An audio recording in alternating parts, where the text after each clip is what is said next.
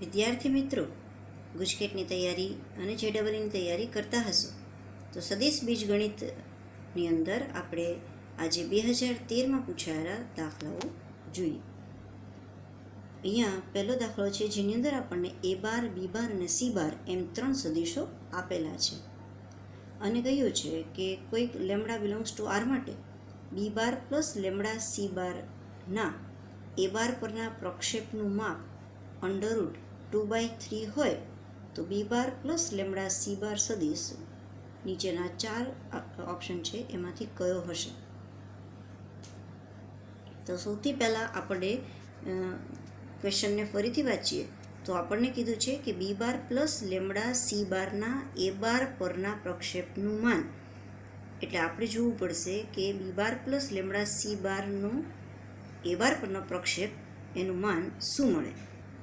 એના માટે પ્રથમ બી બાર પ્લસ લેમડા સી બાર સદિશ છે એ પણ આપણે મેળવવો જોઈએ.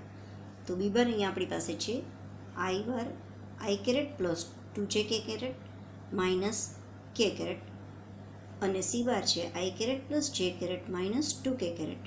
સી બારને આપણે લેમડા વડે ગુણવાના છે એટલે આઈ બાર પ્લસ લેમડા આઈ બાર પ્રકારે આપણને મળશે 1 પ્લસ લેમડા, પછી અહીંયા મળશે 2 પ્લસ લેમડા અને અહીંયા મળશે -1 -2 લેમડા.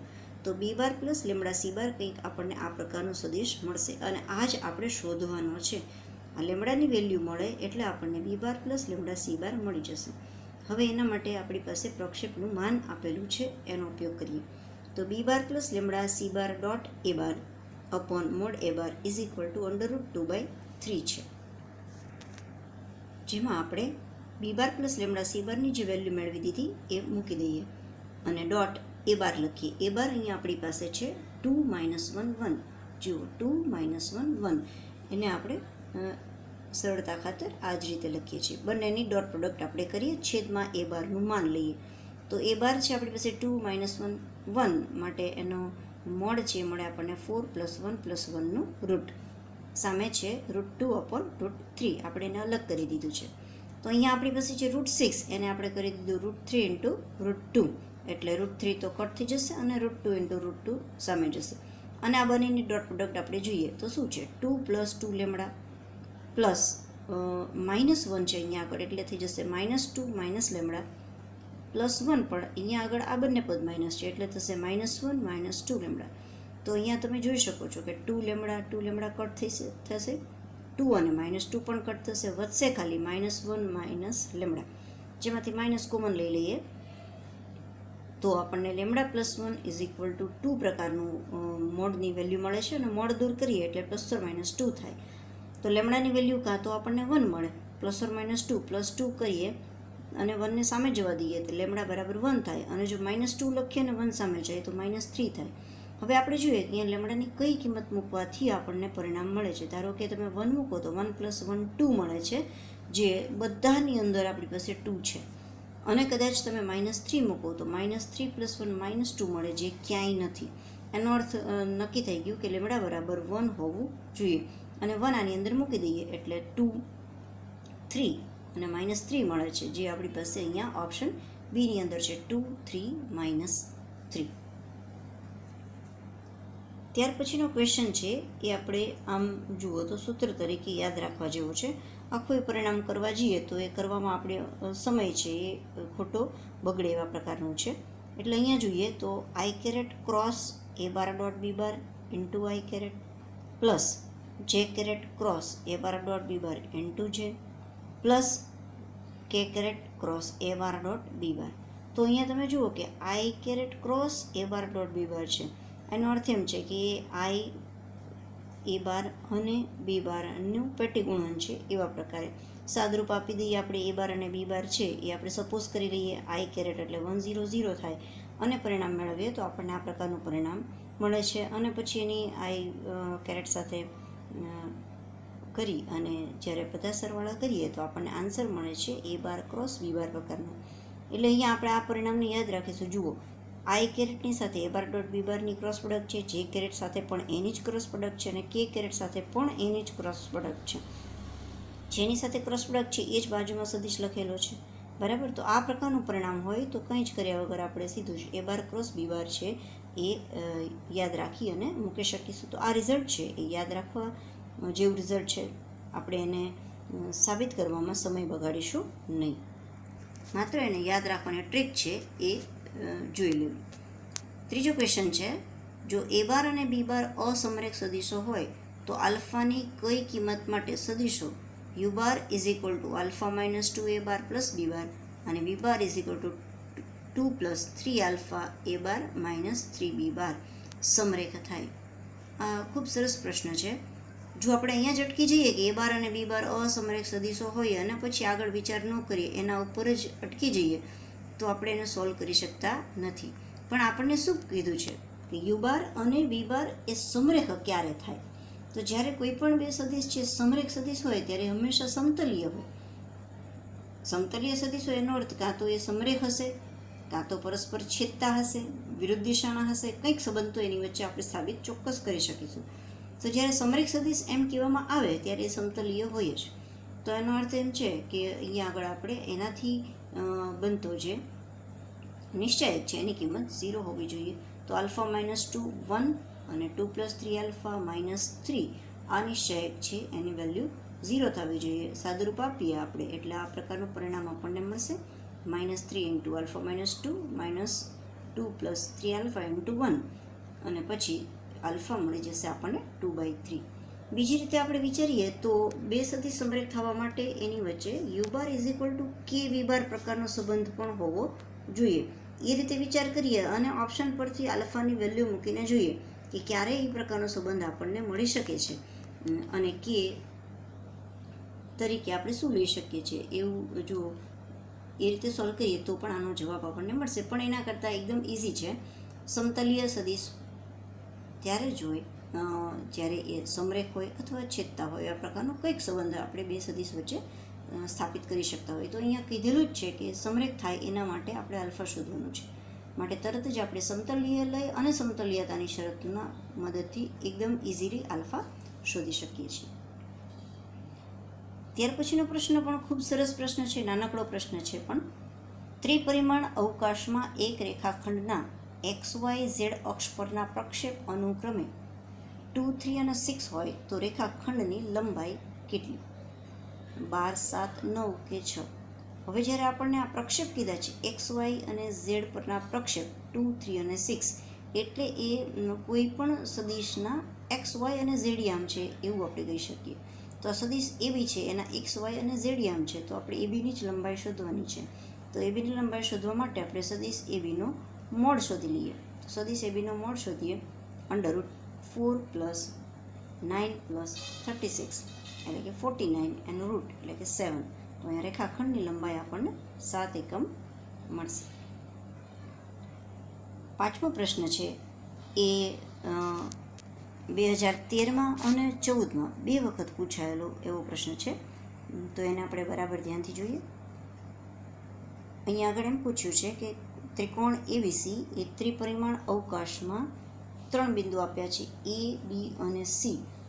આ શિરોબિંદુવાળો ત્રિકોણ છે અને જો એમાંથી દોરેલ મધ્યગા અક્ષો સાથે સમાન માપના ખૂણા બનાવે તો લેમડા અને મ્યુની વેલ્યુ આપણને શું મળશે? અહીંયા Cની અંદર આપણી પાસે લેમડા અને મ્યુ બંને છે અને ઓપ્શન આપણને આપેલા છે.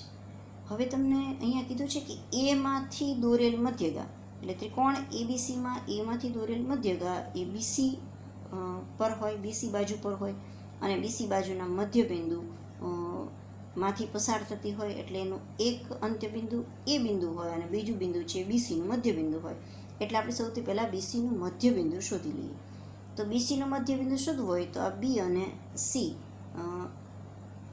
બરાબર છે એ બંનેના એક્સયામનો સરવાળો ભાગ્યા 2, બંનેના વાયયામનો સરવાળો ભાગ્યા 2 એટલે અહીંયા થયું લેમડા માઇનસ 1/2, 5 પ્લસ 3 8/2 એટલે 4 અને પછી અહીંયા છે મ્યુ પ્લસ 2/2. આ BCનું આપણને મધ્યબિંદુ મળી ગયું અને એ બિંદુને આપણે D નામ આપી દઈએ. તો મધ્યગા AD એનો સ્થાન સદીશ હવે આપણે શોધવાનો છે. તો આ D બિંદુ અને એ બિંદુના એક્સયામની બાદબાકી વાયએમની બાદબાકી અને ઝેડએમની બાદબાકી દ્વારા આપણને ઈડી સદિશ છે એ મળશે. એનું સાદરૂપ આપીએ એટલે લેમડા -5/2, 4 - 3 1 અને મ્યુ -8/2. 5 × 2 = 10 માઇનસ +2 એટલે -8/2.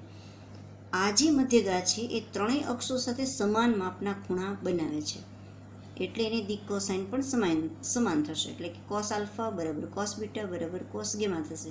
હવે દિક કોસાઇન એટલે શું થશે? તો કે એક્સ્યામ છેદમાં એનો મોડ, વાયમ છેદમાં એનો મોડ અને ઝેડએમ છેદમાં એનો મોડ. અહીં આપણે મોડ શોધવાની કોઈ જરૂરિયાત નથી, કારણ કે બધાના છેદમાંથી મોડ છે એ તો દૂર થઈ જાય છે. એટલે આપણે સરખાવી શકીશું. લેમડા -5/2 = 1, ધેટ મીન્સ લેમડા = 5 + 2 7 અને મ્યુ -8/2 = 1, ધેટ મીન્સ મ્યુ = 2 + 8 એટલે કે 10. તો આન્સર થઈ ગયો આપણો 7 10. હવે આ જ પ્રશ્ન 2014માં પૂછાયો છે, પણ એને થોડોક પ્રશ્ન છે એ બદલાવ્યો છે. જુઓ, બિંદુ એના એ છે A, B અને C. ત્રિકોણ ABCના શિરોબિંદુ છે એમ કીધું છે. એમાંથી જ પસાર થતી મધ્યગા અક્ષો સાથે સમાન માપના ખૂણા બનાવે છે. તો આ નીચેનામાંથી કયા સંબંધ છે એ શક્ય છે એમ આપણને કીધું છે. તો હવે તમે વિચાર કરો કે એ જ પ્રશ્ન છે, શિરોબિંદુ પણ બદલાયા નથી, તો તમારો લેમડા ને મ્યુ થોડો બદલાશે. તો લેમડા અહીંયા તમારી પાસે છે 7 ને મ્યુ છે 10. તો આમાંથી કયા પરિણામ માટે એ એનું સમાધાન કરે છે? જુઓ, લેમડા 7 અને મ્યુ 10 છે, એટલે આપણે 10 લેમડા કરીએ તો 70 થાય અને 7 મ્યુ કરીએ તો પણ 70 થાય. એટલે કે 10 લેમડા -7 મ્યુ કરો તો = 0 થાય છે. જે આપણી પાસે કયા ઓપ્શનમાં છે? જુઓ, આ ઓપ્શનમાં છે, સી ઓપ્શનમાં. 10 lambda -7 mu = 0. તો આ ક્વેશ્ચન છે રિપીટ થયો છે 2013 અને 14 બંનેમાં. ફરી 2013ના દાખલા પર આવીએ તો એની અંદર પણ આ ખૂબ સરસ ક્વેશ્ચન છે.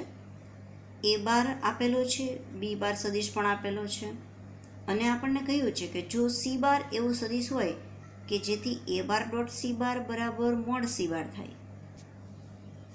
A bar dot C bar = mod of C bar થાય, C બાર માઇનસ A બારનો મોડ છે 2√2 થાય અને A bar cross B bar તથા C બાર વચ્ચેનો ખૂણો છે 30° હોય, તો mod of A bar cross B bar બ્રેકેટમાં ક્રોસ C બાર = ખાલી જગ્યા. આનું મોડ શોધવાનો છે. હવે આપણને કેટલી વસ્તુ આપી છે? જુઓ, A બાર અને B બાર આપ્યો છે, C બાર નથી આપ્યો, પણ A બાર અને C બારની ડોટ પ્રોડક્ટ છે એ મોડ ઓફ C બાર જેટલી થાય છે એમ આપ્યું છે.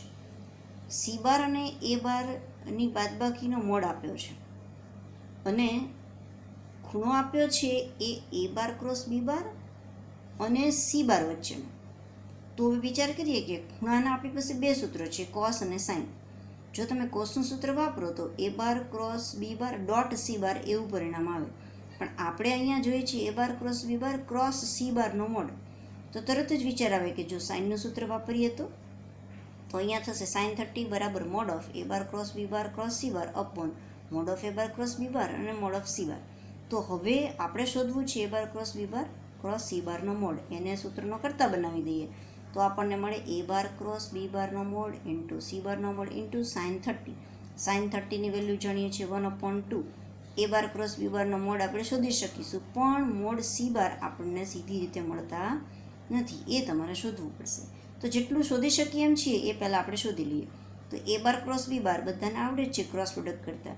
A બાર સદિશ આપેલો છે, B બાર સદિશ પણ આપેલો છે, એની ક્રોસ પ્રોડક્ટ કરશો એટલે તમને મળશે 2 - 2 1 અને એનો મોડ કરશો એટલે મળશે 4 + 4 + 1નું રૂટ એટલે કે 9નું રૂટ 3.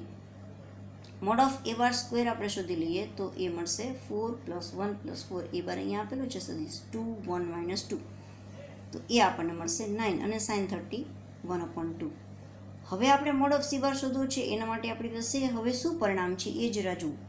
તો પરિણામ આપણી પાસે હજી એક બાકી છે જેનો આપણે યુઝ નથી કર્યો અને એ છે mode of C bar minus A બાર = 2√2. તો તમને વિચાર આવે કે મોડ ઓફ C બાર છે તમને અહીંથી ડાયરેક્ટ મળી શકશે જો તમે એનો સ્ક્વેર કરી નાખો. આપણને યાદ છે કે જ્યારે પણ મોડની અંદર બાદબાકી સરવાળા હોય તરત જ આપણે એનો સ્ક્વેર કરવાનો જ છે. તો અહીંયા આપણે સ્ક્વેર કરી નાખીએ. Mode of C bar square -2 A bar dot C bar plus mode of A bar square = 8. બધી વેલ્યુ છે mode of C bar square નથી. એ બાર ડોટ સી બારની જગ્યાએ મોડ ઓફ સી બાર મૂકવાનું છે. મોડ ઓફ એ બારની વેલ્યુ છે 9 અને 8 આ બાજુ આવી ગયા. અને પછી સાદુરૂપ આપતા આ તો આપણને mode of C bar -1 whole square મળી ગયું, એટલે કે મોડ ઓફ સી બાર બરાબર 1 મળી ગયું. તો હવે બધી વેલ્યુ થઈ ગઈ, એને તમે અહીંયા પરિણામ 1ની અંદર મૂકી દો. તો પરિણામ 1માં બધી કિંમત મૂકીએ તો પહેલી કિંમત છે એ બાર ક્રોસ બી બારના મોડની 3, પછી મોડ ઓફ સી બાર 1 અને સાઇન 30 1/2. ધેટ મીન્સ આપણો આન્સર થઈ ગયો 3/2. તો શાંતિથી સોલ્વ કરતા જઈએ તો આપણને ચોક્કસ કોઈ પણ દાખલો છે એ ઇઝી લાગશે. 2 વખત આપણે રકમને વાંચીએ અને એમાં આપણને શું પૂછ્યું છે, એના માટે આપણી પાસે કયા સૂત્રો છે એ થોડું વિચારીએ તો આપણને તરત જ એમાંથી સોલ્યુશન મળશે. તો આ રીતે કરતા રહીએ. All the best students.